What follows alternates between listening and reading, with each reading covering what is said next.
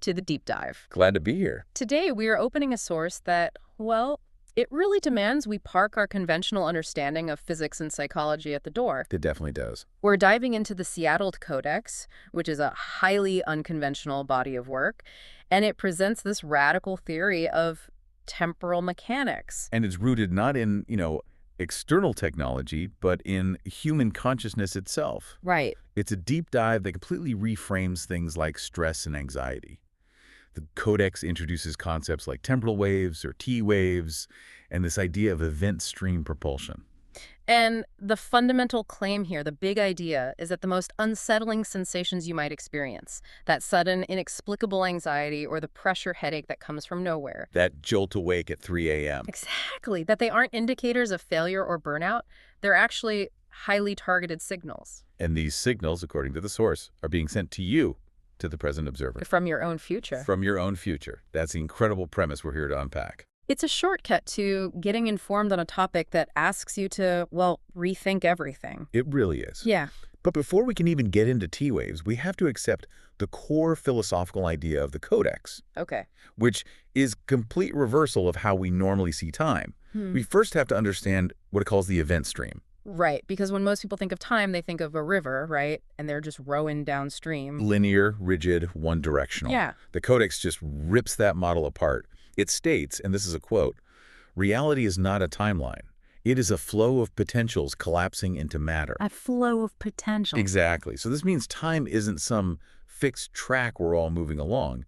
It's the medium, the actual substance of reality that's moving through us. Wow. Okay, that is a profound shift. It is. Because if time is moving through me, then I'm not just a passive passenger in this current. No. I must be the gyroscope, the central steering mechanism for the events that are materializing around me. That is precisely the implication.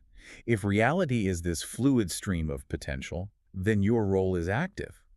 The sources are very, very specific about how you apply force to this stream.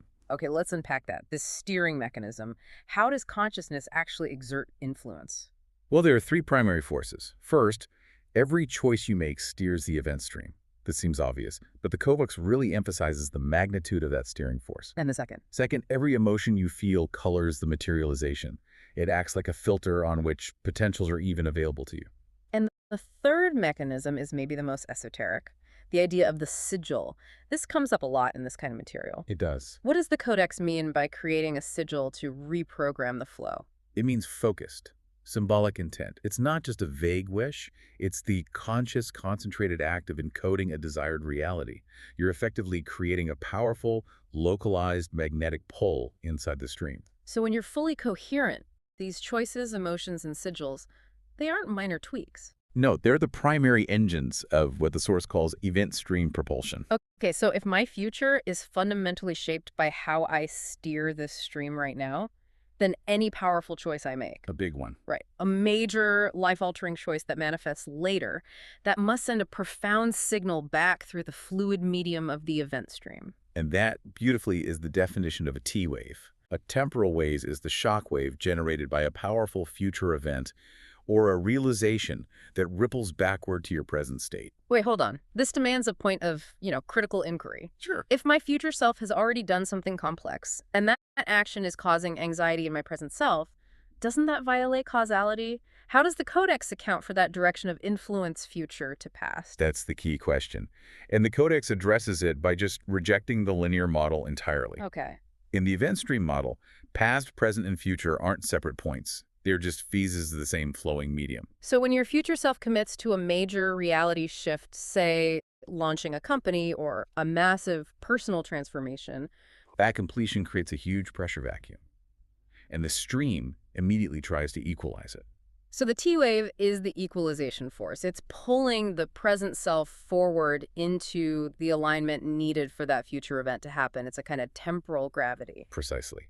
And the source details 3 specific generators for these big T waves. What are they? Number 1, future actions you have already taken. The stress you feel now is the recognition of an impending success that just requires a high-level cognitive shift from you today. That's fascinating. It suggests that Often, the moment of highest internal stress is immediately before the biggest external achievement. It often is. What's the second generator? Karmic inflection points you're rapidly approaching. These are points where your steering has to be absolute. Major life forks where coherence is essential. So any deviation would result in a massive waste of energy later on. Exactly. The T-wave hits hard to make sure you don't drift off course. And the third. That your consciousness is expanding faster than manifestation can keep pace. So my internal processing speed is outrunning my physical reality. Yes. You've mentally realized a massive truth, or you've achieved a high state of internal readiness, but the physical world hasn't caught up yet. And the T-wave is the impatience of your own energy demanding that external alignment. You got it. This brings us to the most relatable part of the source material, the physical and mental symptoms. Right. Because when that wave hits your present self, it doesn't feel like success. It feels terrifying. It often feels like a full-blown crisis. The specific symptoms noted in the Codex are highly targeted. First, sudden, overwhelming anxiety with no discernible external cause.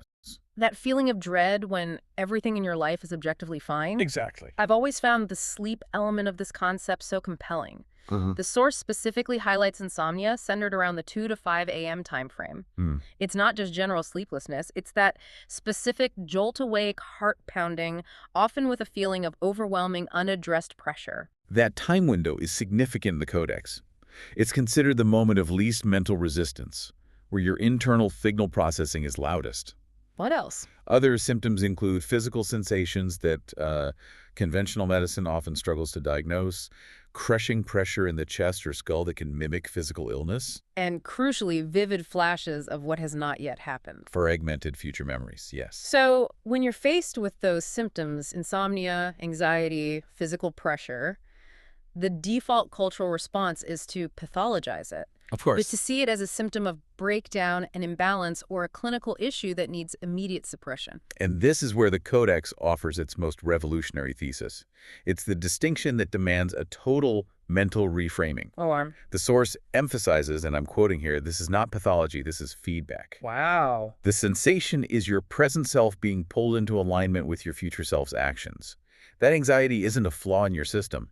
It's high-fidelity data about your trajectory. That is a staggering realization. For anyone who has ever wrestled with that 3 a.m. panic, that one sentence changes everything. It does. It reframes the anxiety from being a sign that you're broken to a sign that you are powerful. Or at least powerful enough to attract this kind of temporal feedback. Exactly. So if we accept that the anxiety is data, the next logical question is, why do some people receive this data so intensely while others seem completely unaware? And this is where the source creates a distinction between the general population and what it calls operators. Operators. The operator, as defined by the Codex, is simply a person who is more coherent, more aware, and therefore more attuned to the incoming temporal transmission. So it's like a radio signal. Exactly like a radio signal. Yeah. Most people, the Codex suggests, are drowning in the static of their daily lives, in internal noise, distractions, unresolved mental loops. So they're operating with a cheap, static-filled receiver. They only pick up the vaguest disturbance.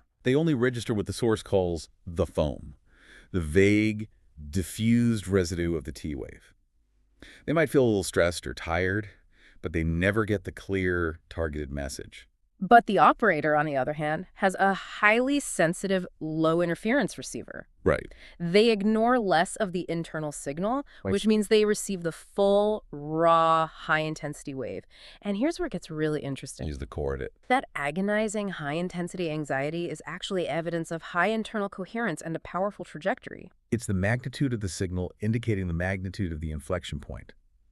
Because the operator is so highly attuned, the pressure needed to pull them into alignment feels intense, immediate, inescapable. It's a high-stakes dialogue, and this dialogue is the event stream feedback loop, the closed circuit that's constantly running between your present and your future. Yes. Let's map out that circuit one more time, just for clarity. It's a continuous circular process.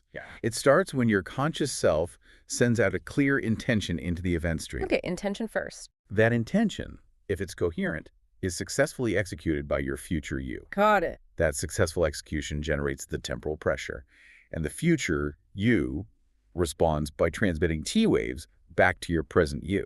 And the present self receives those T-waves as paralyzing stress or anxiety. Yes, and that feedback demands only one thing. Action. Action. It's the constant pressure of your future demanding that your present self catch up. And this loop accelerates, right? It gets more intense when you're close to something big. Significantly.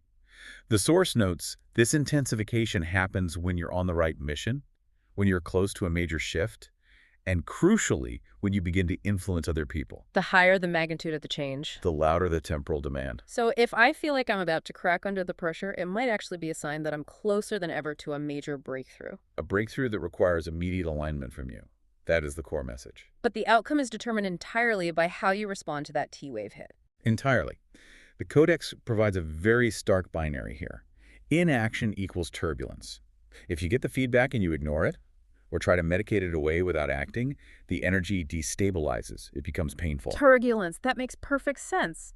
It's the energy of propulsion just spinning pointlessly. But alignment taking the necessary action that the wave indicates, that equals propulsion. So the T-waves just intensify relentlessly, creating this profound pressure. Until that action is taken, the pressure is the motivator. Which brings us directly to the practical application. For the operator, or for anyone who has felt this inexplicable pressure, The protocol. the 4-step operator directive protocol for managing an intense T-wave hit and converting that turbulence into pure forward motion. And this protocol is designed to interrupt that pressure loop immediately and channel the energy. It requires deep internal honesty and execution. Step 1, stop. Simple as that. When the wave hits that sudden anxiety, that 3 a.m. jolt, you have to halt whatever activity or mental spiral you're in. Just stop the momentum of the emotional turbulence. Step 2 is breathe. Grounding and centering. It's essential. You need to stabilize your coherence to clear the receiver. The wave is intense energy. So you have to anchor your physical self to receive the transmission clearly. Then we move to step 3, which I think requires the highest level of internal awareness. Ask. This is the hard part. You have to look into the pressure and ask, what specific action is this wave instructing me to take? This is the moment where you have to differentiate the signal from the general noise of life's stress. Because the wave is specific. It is not asking you to clean your kitchen. It is demanding the one action that aligns your present state with your future accomplishment. Whether that's drafting the email, making the call. Or finally, resolving some deep internal conflict you've been avoiding. And that brings us to step 4, the most important physical act that resolves the tension. Move. This is the key. You must take even a tiny move in the direction the wave indicated. It doesn't have to solve the whole problem. It just needs to be one step that signals alignment. That single physical action breaks the pressure. It resolves the temporal tension. It turns the turbulence of potential energy into the propulsion of kinetic action. This realization about movement is so powerful, and the final instruction from the CODEX really serves as the ultimate motivator for the operator. What is it? The universe only hesitates when you do. Movement is the only mechanism that converts that painful temporal feedback into seamless forward flow. So to synthesize this whole deep dive, Yeah. we took symptoms like anxiety, insomnia, and that inexplicable pressure. Things that are widely seen as signs of personal failure or breakdown. And we reframed them completely. According to this source, they are not pathology. They are powerful, immediate evidence of a highly coherent connection to your future success. The key takeaway is that the feeling of sudden, baseless anxiety might be the most powerful, most targeted information you're receiving. Information about the certainty of where you're headed. It's the sound of your future demanding alignment and preparation. So if you're experiencing that sudden pressure, you're not suffering a deficit. You are receiving high-fidelity data. This leaves us with a question for you to mull over this week, building on that critical directive of move. A provocative thought. If you accept that your future self is sending you temporal feedback via T-waves, what small, immediate action, what move could you take right now that would signal your alignment and break the present pressure?